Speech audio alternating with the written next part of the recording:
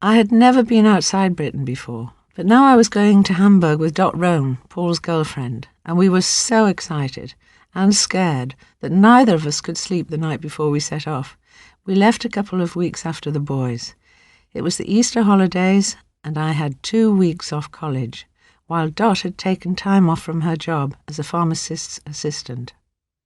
Paul and Dot had been going out together for a few months. She was 17, petite and blonde with an elfin face, and she was great fun. I was pleased that another of the boys had a steady girlfriend, someone I could go round with and who knew what it was like to hang about in nightclubs, waiting for your boyfriend to finish playing, then chatting to the fans before he got to you. We had a romantic picture of our arrival in Hamburg, our boyfriends waiting with open arms on the misty platform as we stepped, fresh as daisies and looking gorgeous from the train. The reality was a bit different. The train arrived in the early morning, and once we'd battled to get the door open, we almost fell out, bedraggled, exhausted, and desperate for something to eat. On the platform we looked around. No one was there. It was an extremely long platform, and after a while we saw John and Paul running towards us. As they got closer, we saw that they looked even worse than we did, exhausted and baggy-eyed. They reeked of alcohol, and their clothes looked as though they hadn't been washed for a week. Despite the state of us all, it was a wonderful reunion. When John and Paul reached us, there were hugs, kisses, shouts of joy. The boys had played in the club until 2, then stayed up all night, too excited about our arrival to go to bed. They'd both drunk plenty of booze and taken pep pills, and they almost overwhelmed us with their non-stop talk and excitement.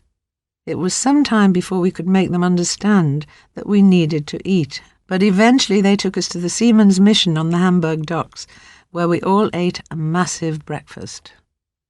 The boys had arranged that I would stay with Astrid and her mother at their home, while Dot was on a houseboat belonging to Rosa, the loo attendant at the Top 10. So after the meal we went our separate ways. I was nervous about meeting Astrid.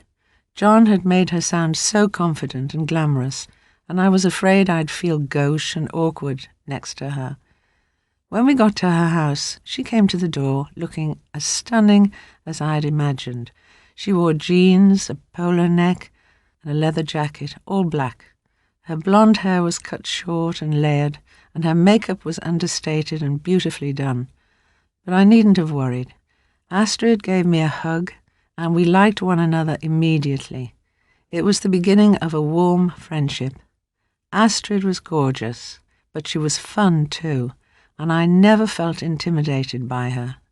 Those 2 weeks in Hamburg opened my eyes in so many ways.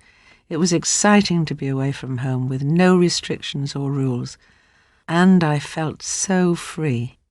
Hamburg was like a larger, more wicked version of Liverpool, a city by the sea, with a massive shipping industry along its docks, and a huge number of people passing through it, from what seemed like every nation on earth. Every evening Astrid and I would doll ourselves up and head for the Top 10.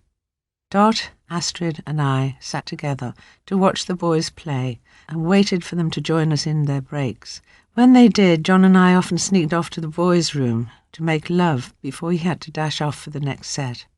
The room they were in was a slight improvement on the last, but still pretty rough. It was small and drab, with a tiny window overlooking an internal staircase, 2 sets of bunk beds and a single, with barely a foot or 2 of floor space around them.